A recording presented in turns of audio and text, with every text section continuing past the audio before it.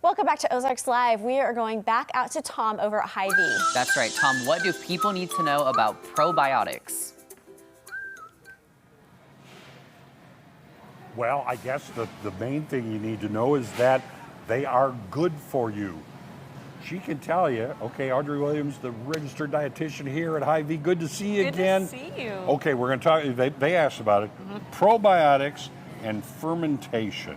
A couple of things. Why don't you start out with probiotics and tell folks what probiotics are, what they do for you. Yeah, so probiotics, sometimes it can get kind of confusing with all of the different language out there about what's going on. Yes. So probiotics are actually the little bacteria and the bacteria strains that are in our gut, mainly in our colon. So they're really good for us. We want that bacteria to be there because it helps digestion. It can help with just having you feel good too, and with like autoimmune things. So they're really good for us. So probiotic foods are really fantastic to kind of have in the diet because they're going to help replenish those little bacterias in our gut. Okay, and those are basically necessary for life, Yes. for good life. Okay, pretty simple though. Probiotics, good for you. They work for your gut, and that means you work better. Yes. So now you're going to kind of mention some of the foods that you can get the probiotics Yes, from. so probiotics, like I said, are really good for us and ones that we kind of want to implement into our diet. So I've got a whole bunch of products. We'll just kind of start here on the left-hand side. Okay. I've got kefir here, or kefir, if you like to call it that too. All right. This is kind of a yogurt drink that's a little sour, but it's really good for us because it has that probiotic strain in it.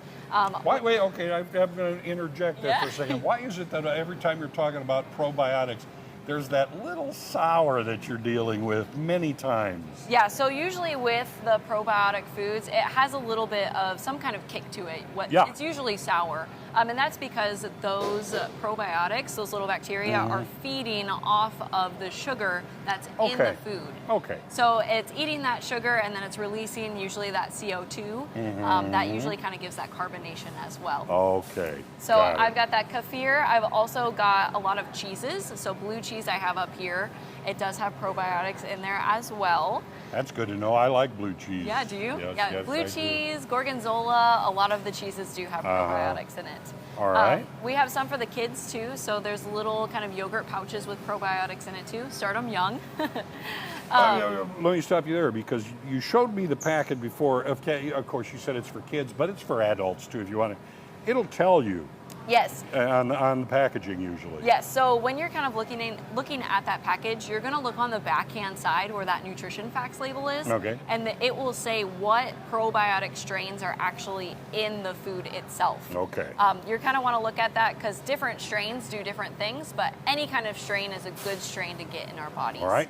What else do you have here? I've also got some probiotic supplements. If you aren't a fan of a lot of these foods, that's okay. We can still get them in through our supplementation too.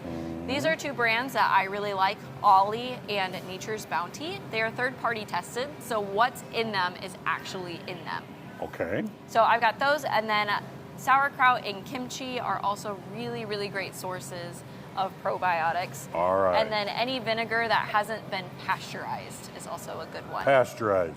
We're going to talk about, well, not pasteurized so much, but fermentation. That's another part of this whole idea here. Yes, so a lot of people think fermentation is the same as probiotics, but it's not necessarily the case. Fermentation is just the process of making the food. So a lot of the times things like soy sauce or shelf-stable pickles or even sourdough bread are going to be fermented, but they're going to be kind of heat-treated and shelf-stable, so those probiotics are now kind of dead and they don't really do anything for our gut when they're not alive. Okay, so if you're looking at something that you can just put in your cupboard, probably no-go on the probiotics. Probably no-go on the probiotics. All right, now fermentation here, and you were going to tell us about this. I tell you what, we don't have time to go in the fermentation right now, but we'll do that next time because that's a great thing for this whole process. All right? Sounds good. Good talking to you again. Back to you guys. All right, Tom, thank you so much.